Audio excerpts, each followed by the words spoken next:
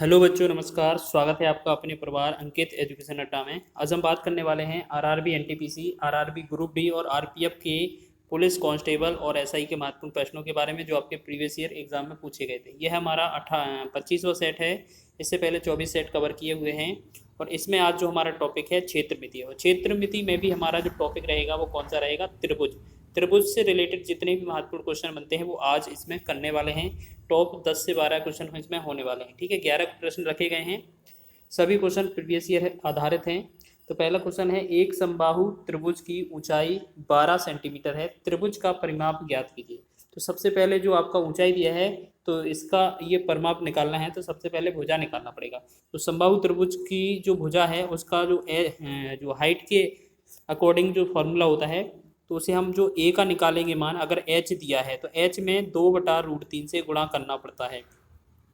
अगर भुजा हमें निकालना है तो एच का जो मान निकलेगा, जो एच का मान दिया है तो भुजा कैसे निकलता है, जो हाइट होती है उसमें 2/√3 से गुणा कर देना है। ठीक है, तो यहाँ पर जो एच दिया है वो कितना दिया है? 12 दिया है।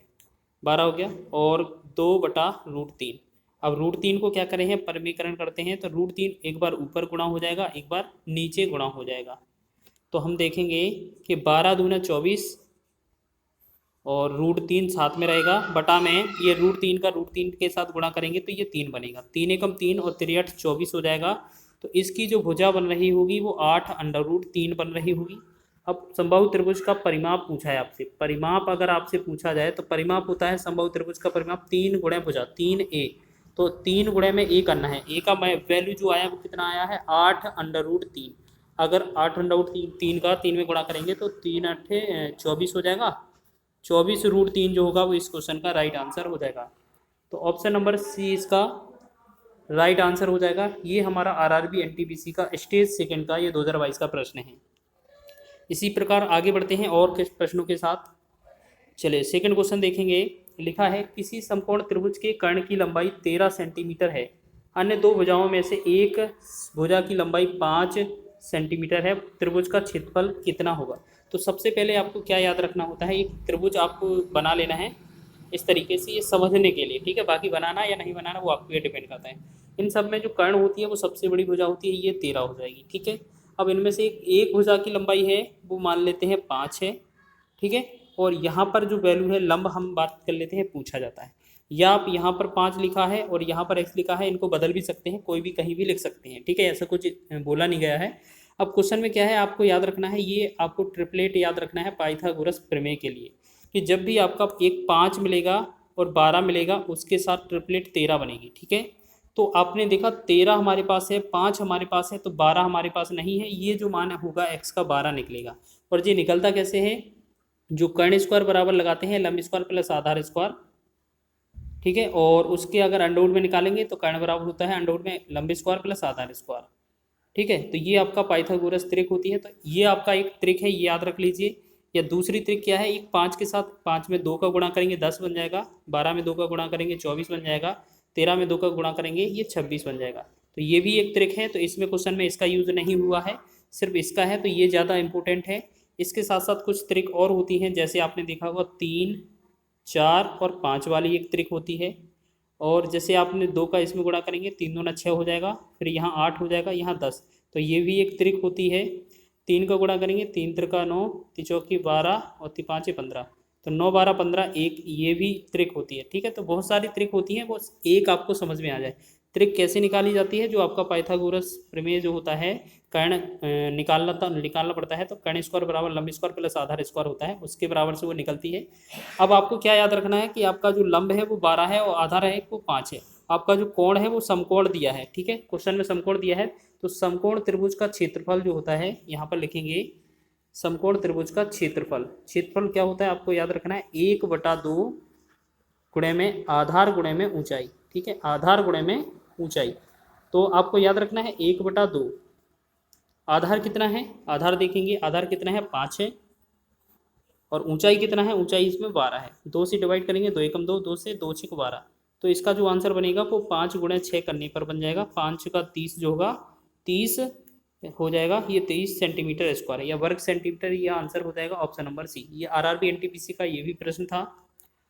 आगे बढ़ेंगे तीसरे प्रश्न की ओर। तीसरा प्रश्न देखेंगे, लिखा है एक समबाहु त्रिभुज का क्षेत्रफल 25√3 सेंटीमीटर स्क्वायर है। यहाँ पर ये यूनिट थोड़ा मिस्टेक है।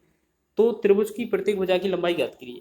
तो यहाँ पर क्षेत्रफल बराबर जो होता है वो कितना दिया है, आपका क्षेत्रफल बराबर दिया है 25√3 और समबाहु त्रिभुज का जो क्षेत्रफल होता है वो कितना होता है √3/4 ए स्क्वायर। ठीक है, और यहाँ पर कितना है बराबर में 25√3। अब इस √3 ऊपर वाले से ऊपर वाला 3 कट जाएगा। अब अगर हम a का स्क्वायर का वैल्यू निकालेंगे तो इस 4 का इस 25 के साथ गुणा हो जाएगा, तो ये बनेगा 100। जब हम a का वैल्यू निकालेंगे तो a को हम √100 लिख सकते हैं, फिर 100 को √ में लिख सकते हैं। a स्क्वायर का वैल्यू 100 है तो a का वैल्यू √100 हो जाएगा। तो इसका मतलब है a का वैल्यू जो आएगा वो 10 आ जाएगा इस क्वेश्चन का आंसर। तो आपसे यही सिर्फ पूछा था, ये RRB ग्रुप डी का क्वेश्चन है 2022 का। तो देखेंगे ये 10 सेंटीमीटर इस क्वेश्चन का राइट आंसर है। आगे बढ़ेंगे इसी प्रकार। चौथा प्रश्न है, आगे देख लिखा है कि दो समरूप त्रिभुजों की दो संगत भुजाओं की लंबाइयाँ का अनुपात या लंबाइयों का अनुपात 2:1 है। तो समान क्रम में इन दोनों त्रिभुजों के क्षेत्रफलों का अनुपात क्या होगा। अब देखिए ये त्रिभुजों की लंबाइयाँ हैं, लंबाई का मतलब हम ऊंचाई भी मान सकते हैं। तो यहाँ पर क्या है, जो आपका अनुपात दिया है, जैसे 2:1 दिया है 2:1। अगर आपसे इसका क्षेत्रफल दिया है, ये मान लेते हैं ये h1 है, ये दूसरा h2 है। हाइट भी लिख सकते हैं, लंबाई भी लिख सकते हैं। और आपसे अगर क्षेत्रफल पूछा जाए, क्षेत्रफल का अनुपात, क्षेत्रफल का अनुपात, ठीक है। अगर आपसे क्षेत्रफल का अनुपात पूछा जाए तो आपको क्या याद रखना है, जो पहले वाली हाइट है उसका स्क्वायर कर देना है और दूसरे वाली हाइट है उसका भी स्क्वायर कर देना है, वो हमारा आंसर हो जाएगा। यानी कि 2 का वर्ग 4, 1 का वर्ग 1 हो जाएगा। 4/1 या 4:1 इसका आंसर हो जाएगा। तो सीधा याद रखना है 2:1 दिया है, अगर संगत ऊंचाइयों का अनुपात या लंबाइयों का अनुपात, तो इनका वर्ग कर देना, हमारा आंसर हो जाएगा। जैसे 2 का वर्ग 4:1, ये हमारा फाइनल आंसर बनेगा। ठीक है, इस तरीके से आप लगा सकते हैं। आगे बढ़ेंगे। आगे अगर इस तरह का कभी भी प्रश्न आए तो आप इसी पैटर्न से लगाइएगा। अगला लिखा है भुजा x वाले समबाहु त्रिभुज के क्षेत्रफल और भुजा x वर्ग वाले वर्ग के क्षेत्रफल का अनुपात ज्ञात कीजिए। हम बात कर लेते हैं समबाहु त्रिभुज का जो क्षेत्रफल होता है वो होता है √3/4 भुजा स्क्वायर। तो भुजा स्क्वायर या ए स्क्वायर, यहाँ पर भुजा क्या है x है तो x का स्क्वायर लिख देंगे, फिर अनुपात लगा देंगे। बोला गया है x भुजा के वर्ग का क्षेत्रफल के अनुपात के बराबर, मतलब अनुपात में लेना है। तो वर्ग का क्षेत्रफल हो जाएगा भुजा स्क्वायर, तो यहाँ पर x स्क्वायर हो जाएगा। x स्क्वायर से x स्क्वायर कट जाएगा, तो ये √3 है, √4 उस तरफ चला जाएगा, √3 अनुपात में ये 4 इस तरफ चला जाएगा, तो ये √3/4 बनेगा। तो ऑप्शन नंबर आपका ए विकल्प सही हो जाएगा इसका। ये एनटीपीसी का प्रश्न था। आगे बढ़ेंगे छठवें प्रश्न की ओर। ये सभी क्वेश्चन क्षेत्रमिति में त्रिभुज से रिलेटेड हैं आज, फिर उसके बाद त्रिभुज, फिर आयत, फिर वर्ग, इसी तरीके से सभी का एक एक टॉपिक वाइज आपको क्वेश्चन कराया जाएगा। अगला प्रश्न है, यदि एक समद्विबाहु समकोण त्रिभुज के कर्ण की माप 8 सेंटीमीटर स्क्वायर है तो त्रिभुज का क्षेत्रफल क्या होगा। जैसे मान लेते हैं एक त्रिभुज है आपके पास और जिसमें जो 90 डिग्री भी है और ये जो भुजाएं हैं दोनों बराबर हैं, समद्विबाहु हैं, और यहाँ पर जो कर्ण है वो कितना दिया है, इसकी लंबाई ये जो है 8 है।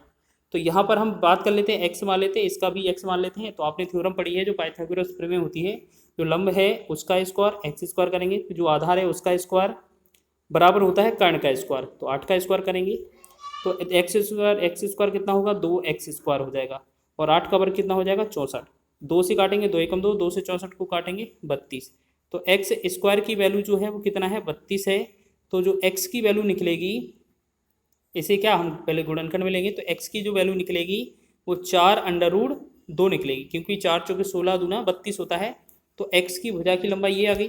अब क्वेश्चन में आपसे क्या पूछा है, त्रिभुज का क्षेत्रफल। जब आपका समकोण त्रिभुज है तो समकोण त्रिभुज का क्षेत्रफल होता है 1/2 गुणे में आधार गुणा ऊंचाई।